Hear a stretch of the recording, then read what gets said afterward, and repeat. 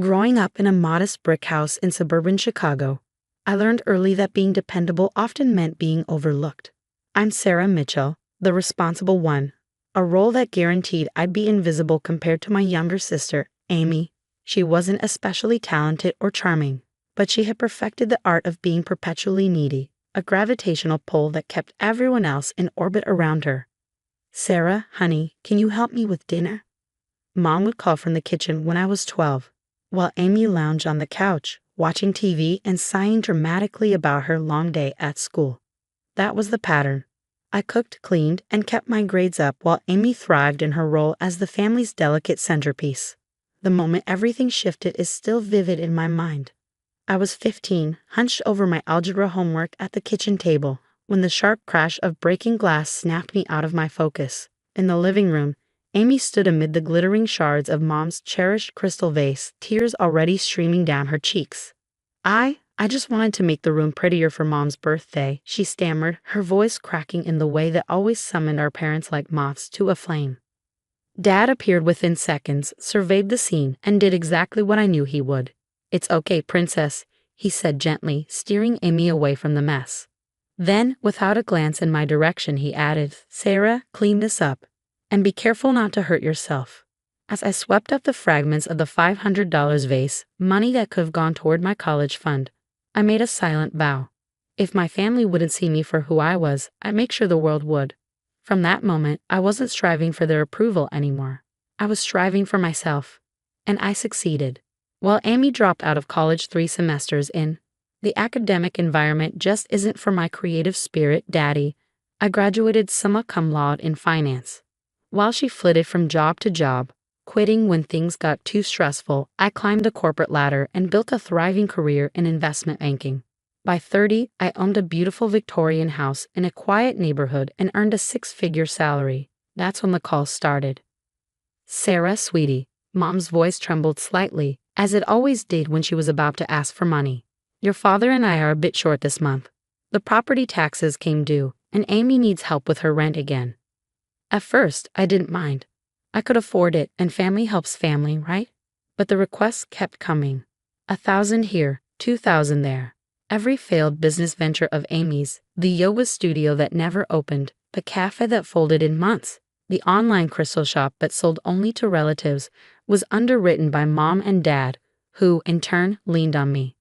Just until things turn around, Dad would promise. But they never did. I told myself it was fine. It wasn't like I couldn't spare the money. But I hadn't realized just how deep the entitlement ran until the day I got a text from Amy. "OMG sis, you'll never believe what happened." I was in the middle of a meeting and ignored it. Then came another. "Call me ASAP. Best news ever." By the time I got home, I had 17 missed calls, 5 from Amy, 7 from Mom, and 5 from Dad. Something was clearly up. I poured a glass of wine, settled into my favorite armchair, and called Amy. "Sarah," she shrieked. "Why haven't you answered? Mom and Dad are giving me their house." I froze the wine glass halfway to my lips. "What?" "They're moving to that retirement community, Pine Grove, and they're giving me the house." "Isn't it amazing? They said since you're already so successful, this makes things fair." Fair. The word tasted bitter. The house I'd helped them pay off. The house whose property taxes and repairs I covered. It was fair to hand it over to Amy, who'd contributed nothing. "That's wonderful, Amy." I managed my voice brittle. "Thanks, sis. Oh, and one more thing. Mom and Dad are a little short on moving costs. They were wondering if you could help out. Just this once." Just this once. The same line I'd heard for years. "I'll think about it," I said, and hung up before she could press further. As I sat in the dim light of my living room, the untouched wine warming in my hand, something inside me snapped.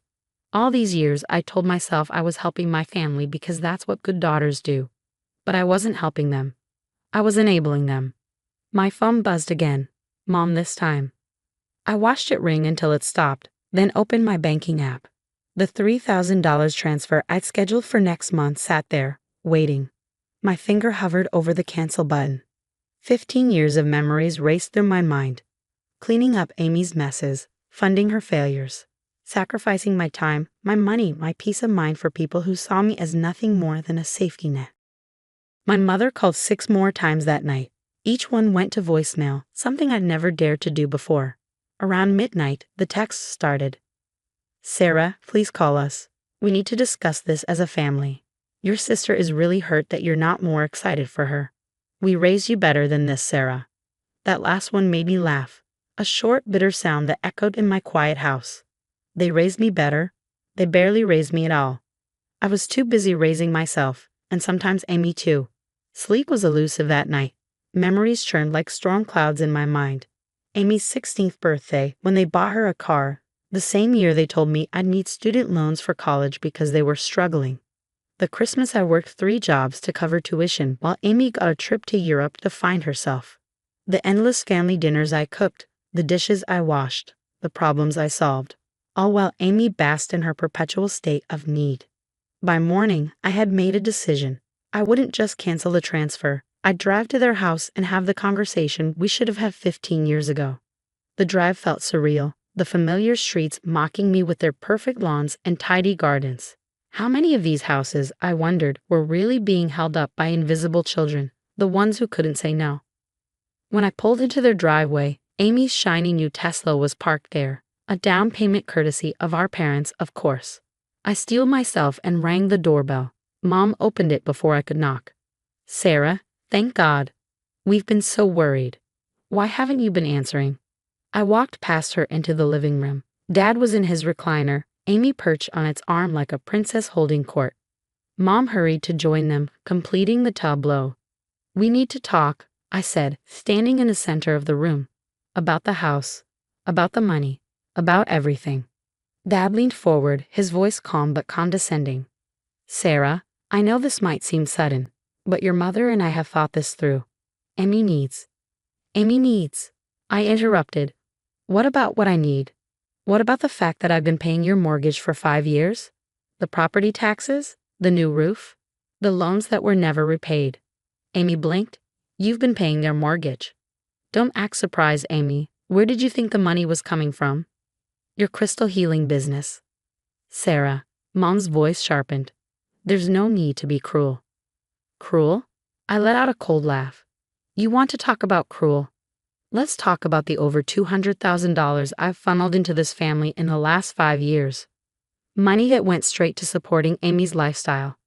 Money that kept this house afloat, the house you're now giving to her. But you have your own house, Amy protested. You're successful. You don't need. I'm successful because I worked for it. My voice rose despite my efforts to stay calm. I worked 3 jobs in college. I lived on raiment and coffee. I gave up vacations and nights out.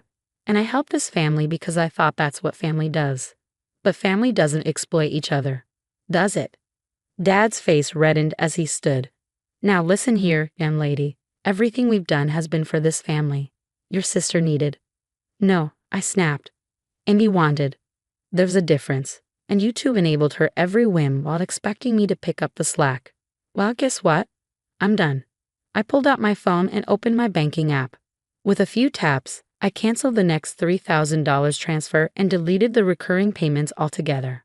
Sarah, please, Mom stepped closer, her voice breaking. Don't do this. We're family. Yes, we are. And it's time this family learned some hard truths. I'm not your ATM anymore. I'm not your safety net. I'm your daughter, your other daughter, and I deserve better. Amy's tears began to flow on cue. How can you be so selfish? Mom and Dad are trying to be fair. Fair? I turned to her. Fine, let's talk about fair. Let's calculate how much I've invested in this house. Let's figure out its market value. Shall I call my accountant? I have the receipts. The room went silent except for Amy's sniffles. So here's the deal, I said, my voice steady. I'm calling my lawyer tomorrow. We're going to figure out exactly how much of this house I funded. Either you buy me out, properly, legally, or we sell it and split the proceeds. And going forward, Amy can learn what a budget is. But Pine Grove, Mom stammered. We've already put down a deposit. That sounds like a you problem, I replied. Maybe Amy can help. She's getting a free house after all. I turned to leave, then paused. Oh, and don't bother calling for a while. I need time to decide if I even want to be part of this family anymore. The drive home was a blur, my hands shaking on the wheel. but my mind felt clearer than it had in years. When I pulled into my driveway, my phone buzzed with a text from Amy. "I hope you're happy. Mom's crying and Dad's talking about canceling their retirement plans. This is all your fault." I started to respond, then stopped. Instead, I blocked her number. Then I blocked my parents too. As I walked into my house that I had earned, I felt something unfamiliar. Freedom. But freedom was just the beginning. What happened next would force us all to confront truths we'd been avoiding for decades. A week passed in blissful silence. No frantic voicemails from Mom, no guilt-ridden texts from Amy, no passive-aggressive emails from Dad. For the first time in years, my life felt my own. I threw myself into work, rediscovered hobbies I'd abandoned, and even spent an afternoon reading on the couch, a luxury I hadn't indulged in since college. It's remarkable how much lighter life feels when you're no longer carrying someone else's burdens. Then the letter came. It arrived on a crisp Saturday morning, wrapped in the unmistakable weight of legal seriousness. The law firm's letterhead gleamed, and my heart sank the moment I saw my parents' names on the envelope. I braced myself, but nothing could have prepared me for what I read. They were contesting my claims to the house. The letter laid out their case with clinical precision.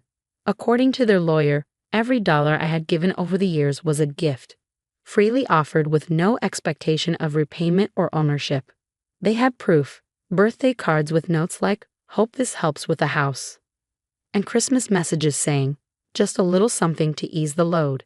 Every act of generosity, every heartfelt gesture, twisted into evidence against me. I sat on the stairs in stunned silence, clutching the letter. It was like being stabbed with my own kindness. My next call was to Jennifer, my lawyer. Her voice was calm but firm. "Sarah, they've got some legal standing here. Without formal agreements, proving these weren't gifts will be challenging. But," she added with a glint of resolve, "we have options." Over the next few weeks, those options turned into a full-blown counteroffensive. Jennifer and I pieced together years of bank statements, emails, and texts, a paper trail that told the real story. Every transfer labeled as urgent, every plea for help, every empty promise of repayment went into a meticulously organized dossier. Jennifer called it evidence of a pattern. I called it betrayal in black and white. But the real shock came from an unexpected phone call. "Ms. Mitchell." The voice on the line was polite but hesitant. "This is Charles Wilson from Pine Grove Retirement Community. I'm reaching out about your parents' application." My instinct was to hang up. Their financial mess was no longer my problem. But curiosity held me in place. "We're reviewing your application and noticed some inconsistencies in their financial records," he continued. "They've listed you as a guarantor for their monthly payments. Is this correct?" The laugh that burst from my mouth was sharp enough to make him pause. "They did what?" "They provided your information. Is this not something you agreed to?" "Absolutely not," I said firmly. "And if I were you, I'd take a closer look at their claims of financial stability." That evening, I found an email waiting in my inbox from Amy. The subject line read, "I hope you're proud of yourself." Against my better judgment, I opened it. Pine Grove rejected Mom and Dad's application. They're devastated. This is all your fault. You've always been bitter and jealous, but now you've gone too far. You've ruined everything. I hope you're happy in your big empty house all alone. I stared at the words for a long time. Empty house. Was that how they saw me? A successful daughter living in quiet bitterness while Amy basked in their love? They couldn't have been more wrong. Instead of replying, I opened a document I'd been compiling for weeks. I attached it to an email addressed to all three of them. The subject line was simple: "Let's settle this." Asterisk attached is a full accounting of every dollar I've given this family over the past 15 years. Total: $427,893.42. Of that, $196,547.33 went directly toward the house. You have two options. Buy me out for the documented amount, plus interest, terms attached. We sell the house and split the proceeds according to investment contribution. You have 48 hours to respond. P.S. Amy, you mentioned my house is big and empty. It's true that I live alone. But I'd rather be alone and respected than surrounded by people who only value me for my bank account. Asterisk. Their responses came quickly, though predictably. Mom, how can you put a price on family? Dad, we raised you better than this. Amy, you're dead to me. But 3 days later, I received an email that stopped me in my tracks. This one was from Dad. Asterisk Sarah. I've spent the last 72 hours reviewing our finances. I had no idea how much we'd taken from you over the years. Your mother and I thought we were helping Amy, but in doing so, we failed you. We decided to sell the house. You'll get your investment back with interest. It's not just about the money. It's about acknowledging how badly we've let you down. I don't expect your forgiveness, but I hope this can be the first step toward making things right. Love. Dad asterisk. I read his words over and over, each time feeling a weight lift from my chest.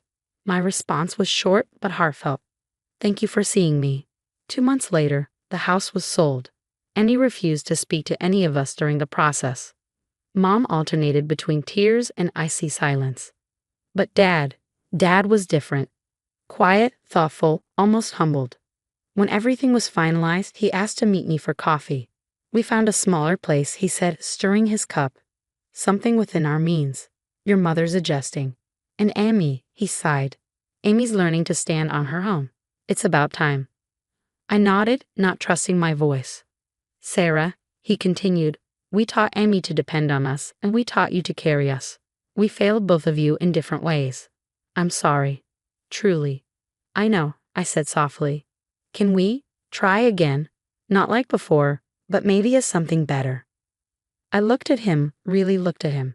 The man who had always put Amy first, now asking me to help rebuild something new. Yes, I said. But this time, we do it right. No more money. No more enabling. Just family. For the first time in years, he smiled, a real smile. And for the first time, I believed we could be something better. Sometimes, losing everything is the only way to find what really matters.